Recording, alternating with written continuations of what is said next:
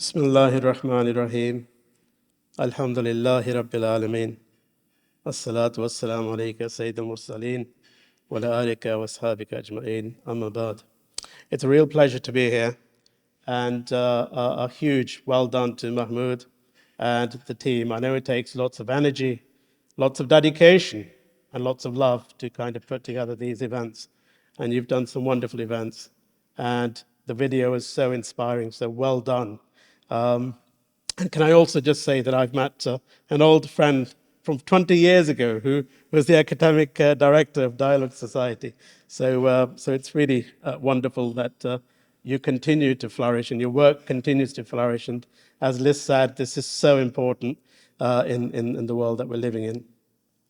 I've been asked to say a few words as we come to the close of Ramadan. When Ramadan comes to a close, it's an emotional time. It's a bit like saying goodbyes to your best friend, not quite knowing when you will meet again. Tears of thankfulness and gratitude will be shed at the departure of this beautiful month. The month revolves around worship and reflection, family and community, charity and compassion.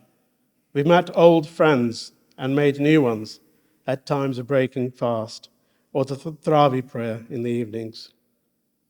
We've also come to realize that the gifts of family, friendships, and dedicated time for reflection are essential to our flourishing and happiness. Through hunger and thirst, we've developed a strong empathy with those less fortunate than ourselves. No surprise then that the Muslim Charities Forum reports that the UK Muslim population will have donated around, wait for this, £130 million this month. Many will have noticed those acts of generosity in our local mosques. Many will have seen that locally, our local Central Oxford Mosque, for example, hosts around 200 to 250 meals daily at the breaking of the fast. And at a conservative estimate, that's 6,000 meals in this month. And individuals and families would have donated over £30,000 to make this possible. And also, Sadat joins us from the Medina Mosque. All the mosques will be helping to break fast. This is also the month in which we will pay our zakah. That's 2.5% of our wealth to the poor and needy. In addition, there is the zakah al-fitr, which is £5 per person. This must be paid for each person in the family before the Eid prayers. £5 doesn't seem very much to us, but at the current exchange rate, this translates to just over 1,700 rupees. A family zakah al-fitr will provide an Eid meal and a little bit left over to help make ends meet for desperately poor families. Charity giving is to offer our thanks for our health and our wealth that we enjoy.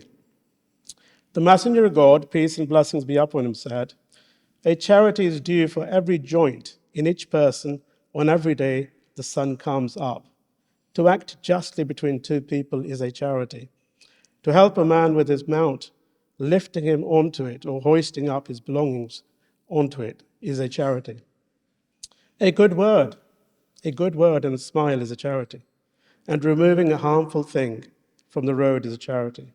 And the Messenger of God, peace and blessings be upon him, said that the month of Ramadan is the month of the community.